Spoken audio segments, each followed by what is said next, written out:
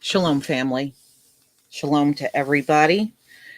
We're just going to give it a few minutes, but I think you already know what this one's about. Um, and it just goes to show you racism is very much alive in America. It's not a day that don't go by where there's not some racist incident in the news. And that should just go to show you America's a very racist country.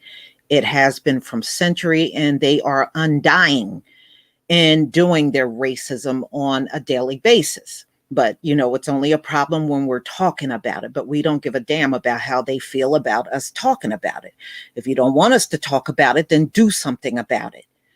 Okay, each generation rolls by, and all y'all do is just keep passing the shit from one generation to the next like a damn party joint. So if it's where are the alleged good white people? Where are you? Because when these things are going down, you never seem to show up. So what good are you? What good are you labeling yourself good? And when incidents happen, you're nowhere to be found. You can miss me with all of that good people crap, because we know that's all it is.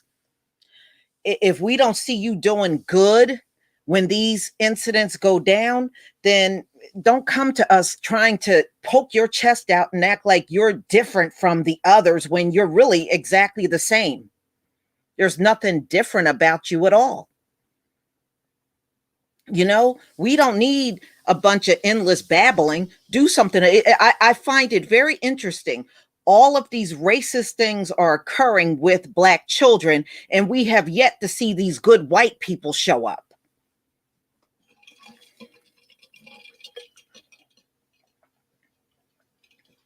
So y'all can miss me with all the good talk and patting yourself on the shoulder. You can miss me with all of that. So, ladies and gentlemen, yet another incident, and this took place at school. It's not like these kids got together online when they were home. They did this right up at the school, right there. So, you know what this does prove? When white kids are gathered and doing things, white teachers won't bother them. They won't come over and see what's going on. They just leave them to their own accord to do whatever. But I bet you if it was a group of Black kids sitting around together, they'd be eyeing you and watching and seeing what's going on and trying to hear the conversation and the whole 9 yards.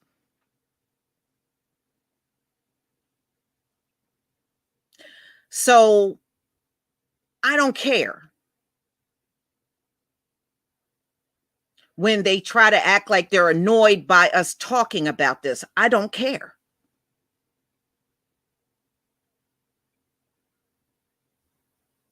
Okay, but everybody's a good person, but we never see these good people show up when these incidents happen. I just find that amazing. To children.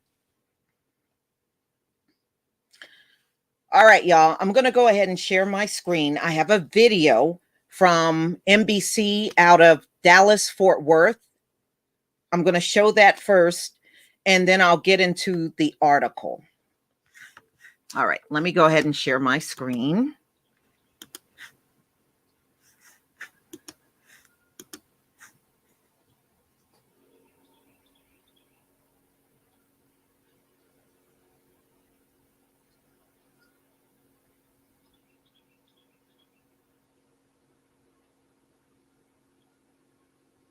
Okay, can y'all see my screen? Please give me a 1 if you can see my screen. Thank you. All right.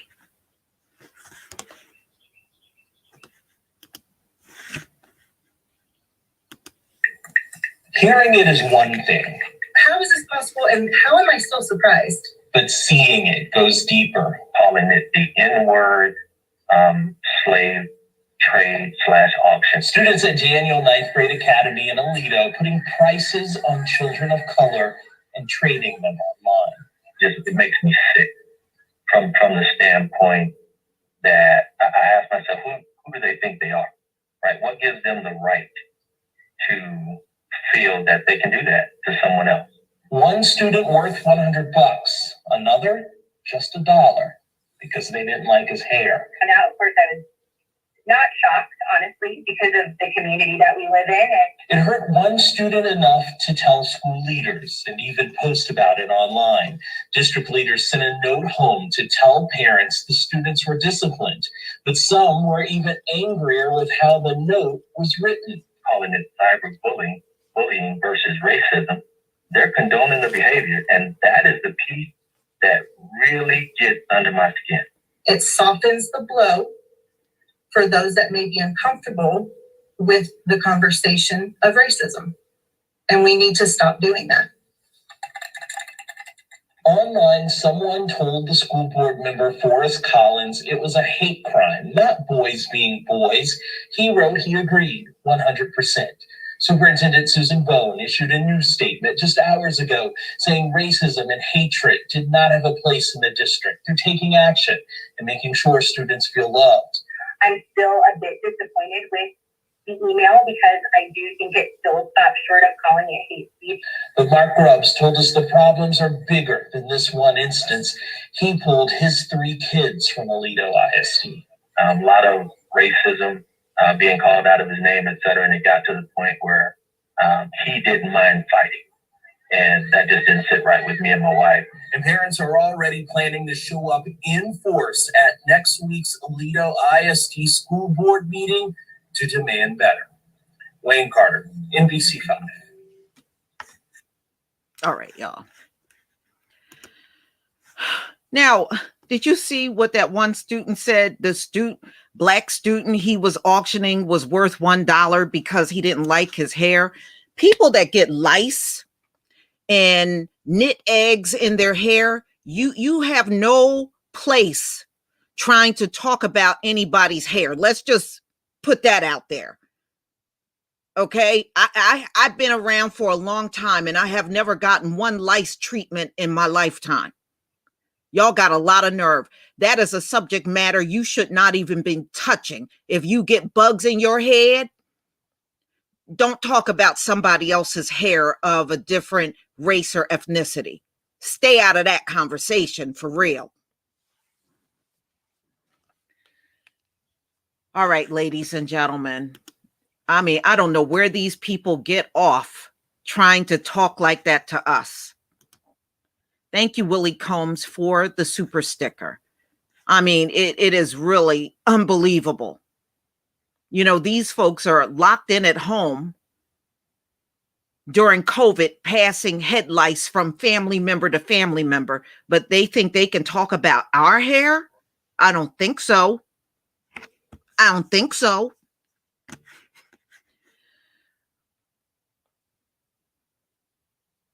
Well, James Yisrael, I was told, and this is what I was told by a doctor when I came up, even if you come in contact with a white child with head lice, it will get in our hair, but they don't survive.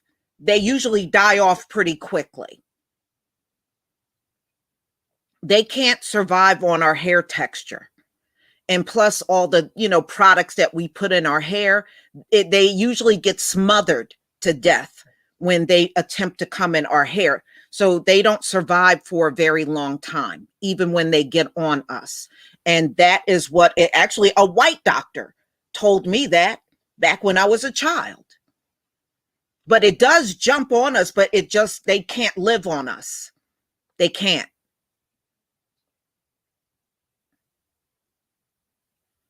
Yeah, back when I was growing up, a lot of people were using things like Afro Sheen and Blue Magic. Y'all know what their hair greases are, right? And when they would jump on our hair, if we came in contact with a white child and they jumped on our hair, that's right, TCB, the hair grease that you had on would suffocate them. They would die almost immediately. So they can't survive on our hair. That's why you don't ever see Black children suffering from that. People that have more of a straight hair texture, like somebody that's white or East Indian, Arab, Mexicans, they get it. They all got that straight hair texture. But if you got, like us, our hair tends to be kinky, they can't survive on that.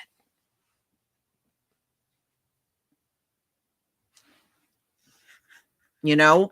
So look, like I said, it was a white doctor that told me this when I was a child. So if it's different, then let me know in the comment section, because that's what he told me. All right, y'all. So let's get into this. This happened in Texas. I mean, are we shocked? You know, at first, listen, we would hear all kinds of crap out of Florida. Boy, I tell you what, Texas is catching up for real. Look at all the stuff coming out of there.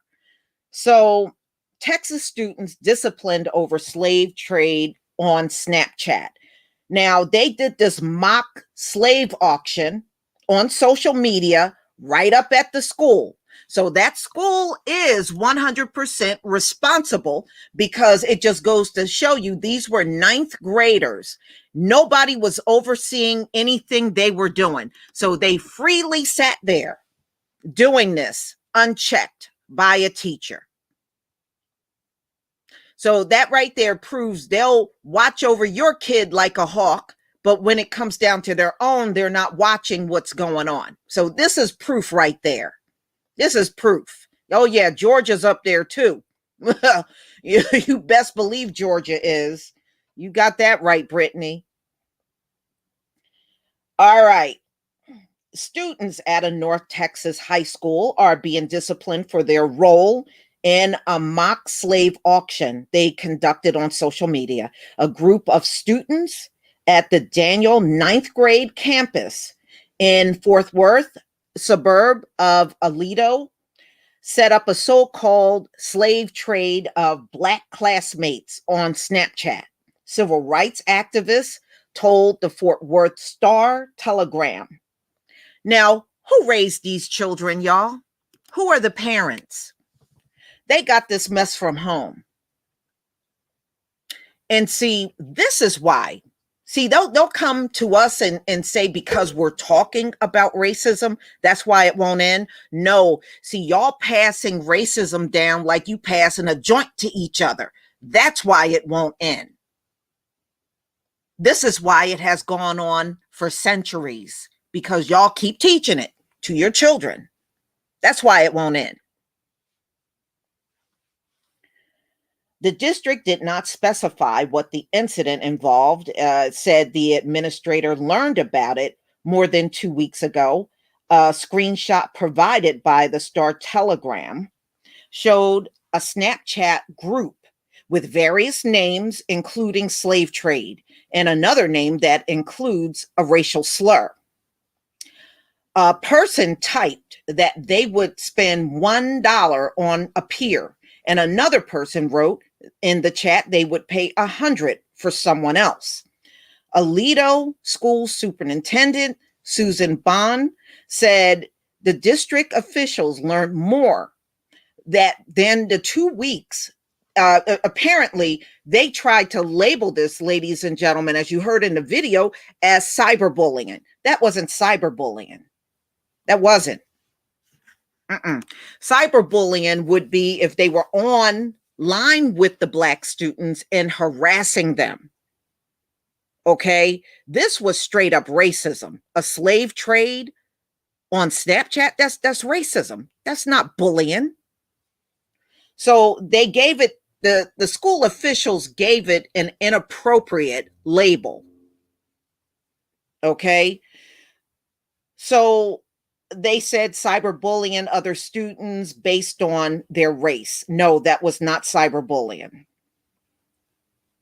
The district did not specify what discipline has been dealt out to the students. In other words, they didn't do shit. If they're not willing to tell you what steps they took to discipline, then I'm telling you, they didn't do shit to these students. They didn't do nothing to them. Why should the discipline be a private matter? Okay, so what did you do? Oh, we did discipline them in a statement. I don't believe they did anything. Because you know what? Let's face it. We have seen them do shit like this on jobs. That's how you know it comes from the adults, because these adults will come on jobs and harass people over race, and you'll have a supervisor or manager or director that's fully aware of what's going on, and they don't do shit to stop it. You know, when it becomes legal and they know you lawyered up, now they're ready to jump into action. True Royal, I have to talk to you. So, when we're done with this live stream, I'm going to give you a call. So I'm not surprised that these students got away with this.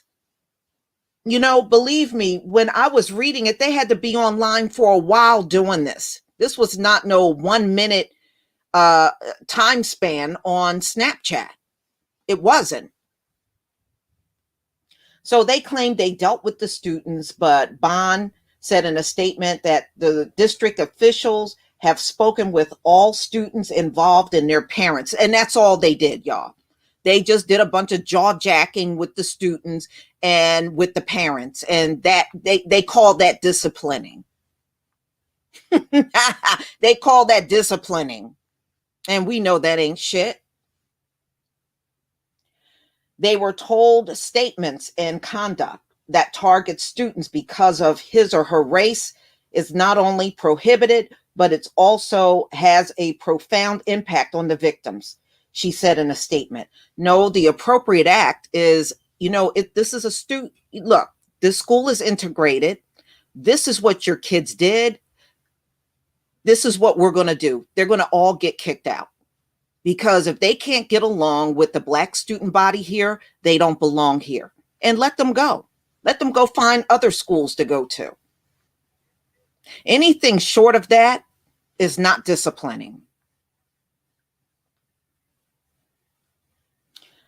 Eddie Burnett, president of Parker County NAACP, said he learned about the situation on Sunday and said he plans to take up the matter with the Aledo Independent School District Board meeting. Apparently, they got an upcoming board meeting, and the NAACP said they will be at that board meeting. And you heard the man that was in the video. He said he had 3 children that were once in that school, and he took all 3 of his kids out of there because of all the racism that is happening there. So it seems like it's been an ongoing problem up at the school. And it's an ongoing problem because, you got too many people that look like the children in the high places. And that is always, you can damn near say nothing is going to get done. Okay. Because we see just naturally, these folks hate disciplining each other. They feel that it shouldn't be done. It should be done to us, but not to people that look like them. That's really the general attitude they have here in America. So, ladies and gentlemen, do you ever hear of Black students sitting around and going on Snapchat saying, oh, okay, well, this white student here, when America falls, this white student's going to be my slave. And this white student over here, they going to be my slave. I'll pay 2 pennies for them. Our kids don't have that in them. They don't have that kind of demonic evilness in them. But theirs sure do. So, I guess the school feel they spoke to the kids, they spoke to the parents, disciplinary. Yeah, they did a good job. Come on. What a joke. What a joke. Seriously, what a joke. But y'all, please just tell me what you think in the comments. This whole thing is sickening. And you are seeing exactly what is happening to our children on a regular basis. Our kids are in these schools around America being racially harassed on a regular basis. And very little to nothing is being done. We see these stories every year, which means it's systemic in these schools across America, period. So parents, you got decisions to make. if you feel this is okay for your children to endure on a regular basis, then I guess your kids will just have to put up with it because that's what you feel they should do. Okay. But if you got any sense, you would take steps in locating either a different school with Black teachers, those schools are out there, or you take matters into your own hands and you just educate them yourself. School is no place for Black children. It never has been. They don't want your kids to be educated. That's why they got Karen in every classroom in the Black community. Thank you, Daniel, for the super chat. I'm sorry. This is why they got Karen all in the neighborhood educating your kids, because they really aren't interested in your children being educated. They need them to be there so they can terrorize them and make sure they know white is right and Black is bad on a regular basis. You know, when I went to school, I even encountered white kids that would say that. Oh, Blacks are bad. Blacks are bad. Until we had to knock them upside the head and they stopped saying that mess to us. You know, yeah, I remember several of the white kids talking like that around us. Oh, Black people are bad. Black people are evil and bad. And then when we got finished bouncing them, knocking them to the ground and stomping them out a little, then they stopped coming around saying that mess. So you know this is all taught from home. You know it is. And they're going to keep teaching it from home. And their kids are going to come out in the real world and try to exert their white supremacy on Black children. That's all they're really doing. The class is to teach your Black child where they are in this society, and that's at the bottom. And they're elevated up at the top over some fakery over their skin. We know their skin ain't shit. They know it ain't shit. Okay, but that is the lame stuff they are using to justify being at top. It's the dumbest thing ever. It's the dumbest thing ever. It's just like aliens coming down to the earth. And then when they get here, the dark green ones don't like the light green ones, and the light green ones don't like the dark green ones. How stupid. I mean, look, they labeled the entire groups on the earth like we're a box of damn crayons, but insist there's some intelligence there. Yeah, we have yet to see it. So everybody, please enjoy the rest of your day. And we'll definitely, in fact, I got one tomorrow about big oil. So we'll do this again tomorrow, and I'll see you then. Shalom, family.